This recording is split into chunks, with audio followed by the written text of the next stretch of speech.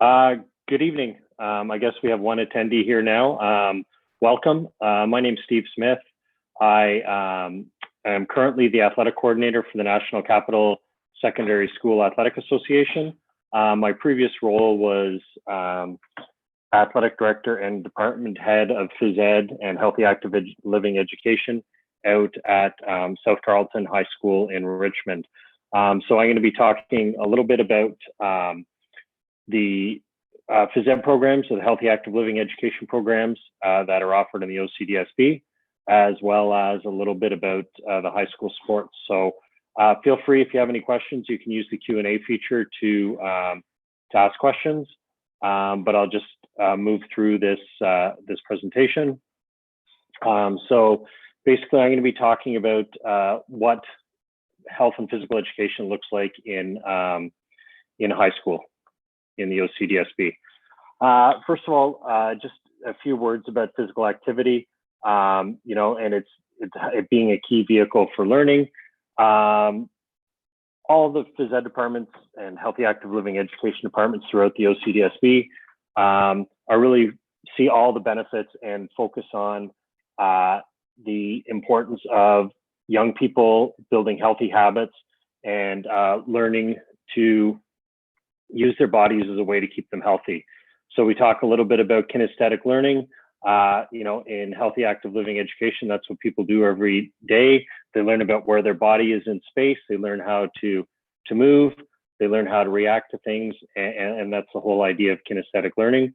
The goal in all phys ed courses across the OCDSB is to have students who start along that lifelong journey of being physically active and using their body to develop physically, but as well develop cognitively, and again develop these skills that they can carry on throughout their life as they move through their lives. Hopefully the goal is that they'll be physically active and build habits while they're in high school so that they can carry them on for the rest of their life.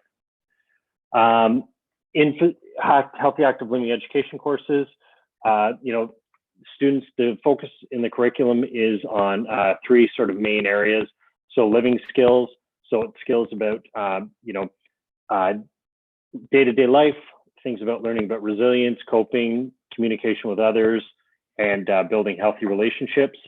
Some of the things, this is the grade 9 course that's outlined here because that's one that most students tend to take.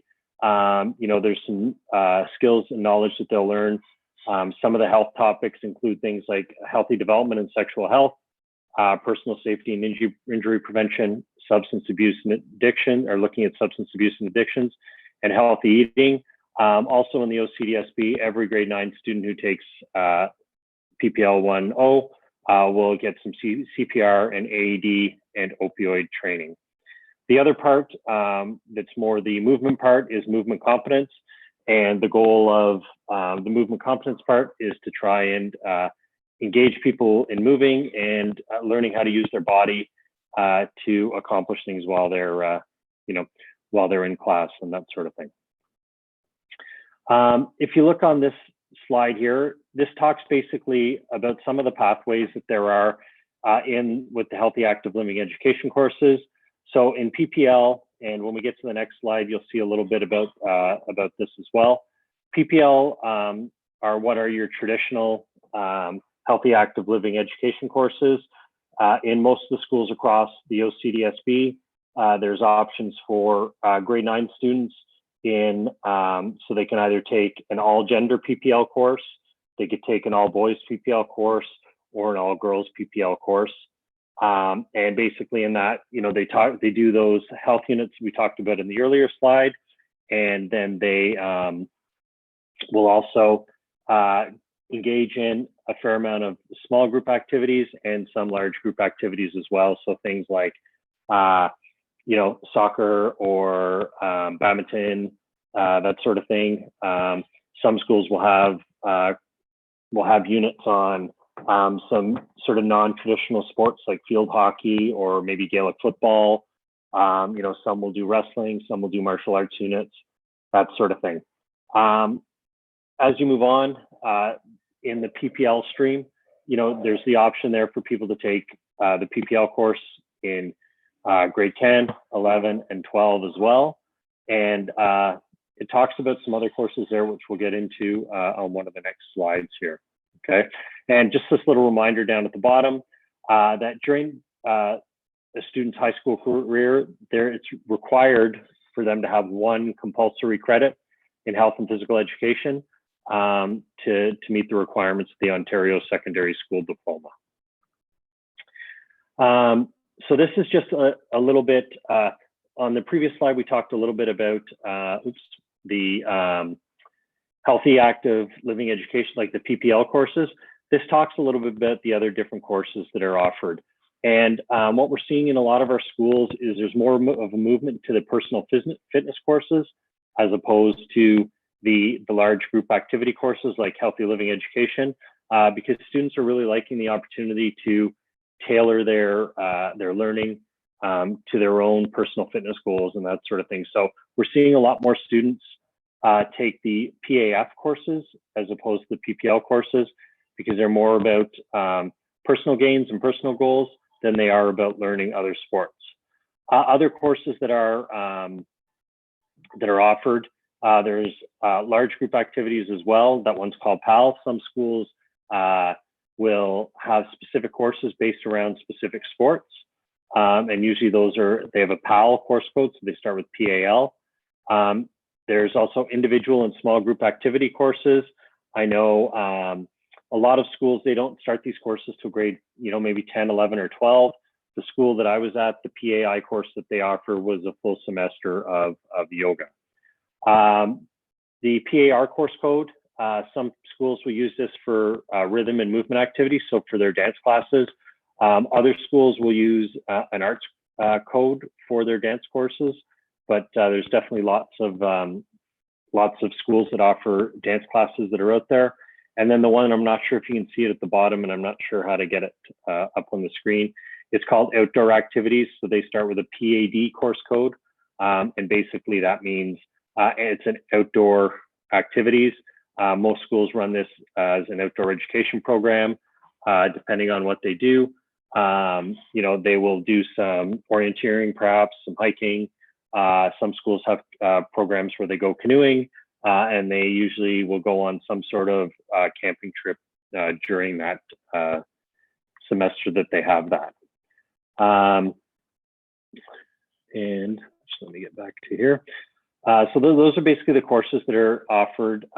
They're the more activity courses that are offered in healthy active living education departments throughout the board.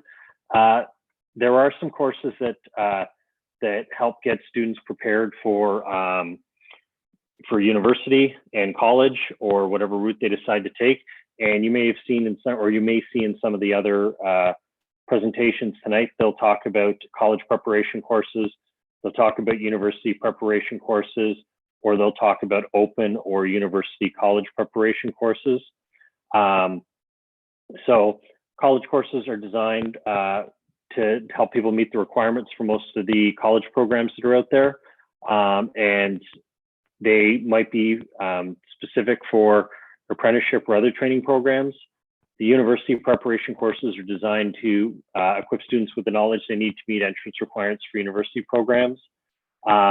Some of them, which are mixed courses, will be designed to equip students with skills and that sort of thing, and it works for both colleges and universities. And then there's also open courses that are basically interest courses that students would take if they're going to, just interest courses that they're not really necessarily related to their post-secondary goals, but they're courses that the students may be interested in. So in healthy active living education departments throughout the board, we have sort of three here that many schools have. Typically in the OCDSB, this PPZ 3C is offered through eLearning Ontario. And so it's an online course that gets offered.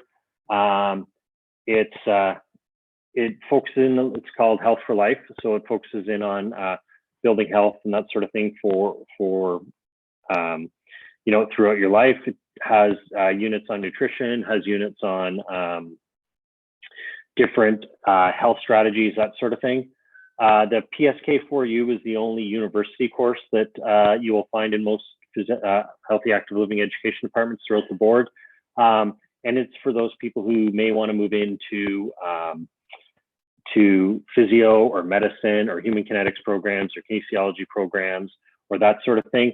It talks a little bit about the history of sport, talks a little bit about, it does some units on anatomy, some units on biomechanics, and talks a little bit about, you know, as it says here, physiological, psychological, and social factors that influence an individual's participation in physical activity and sport. The final one is, it's a mixed course, and it is recreation and healthy active living leadership.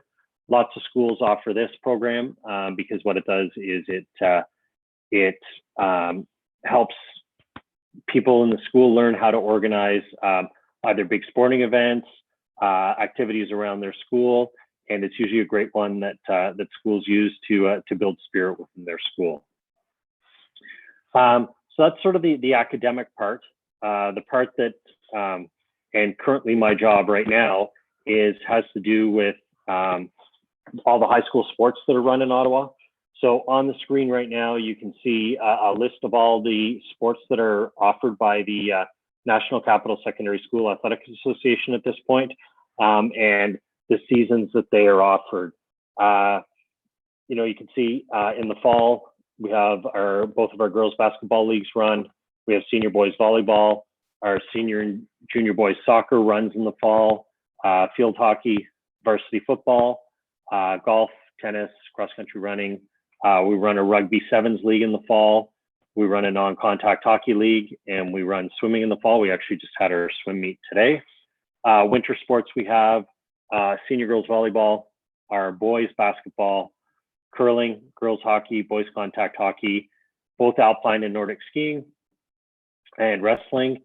And then kind of partway through the winter, sort of late February through till April, we have both junior boys and junior girls volleyball, and we run badminton for our schools. And then in the spring, we have girls rugby, we have boys soccer, we have girls touch football, we have baseball, we have lacrosse, and we have track and field. One of the questions we get a lot is why are boys and girls seasons split up? And basically a lot of times it has to do with referee availability and gym space. So if we had, you know, 4 leagues of basketball going on at once, we wouldn't have enough referees or gyms to be able to run them all. So we end up staggering some of our seasons. Our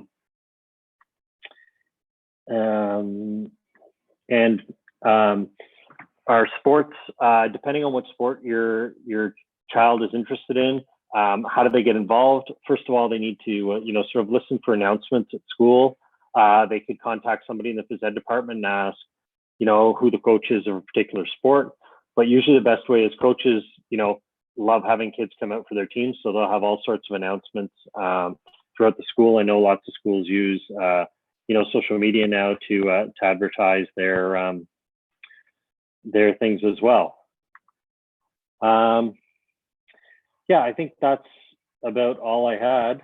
And I don't know if there's any questions. I see, Amanda, you're my one attendee right now. If you have any questions, you can use the Q&A feature there. And if there's anything I missed or any particular questions you have, I'd be happy to answer them. Or, you know, the other option is, I'm not sure if the other seminars were late starting, but the next one's supposed to be starting at 8 o'clock. So if you want to move on to your next one, if you don't have any questions, that's probably your best bet. Okay. Okay. Well, great. Glad. Yeah. And if there's any questions, feel free to reach out. Our address is just ncsssaa@ocdsb.ca.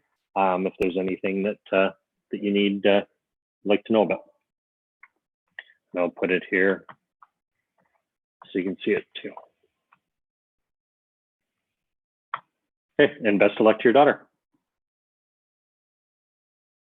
You too, enjoy.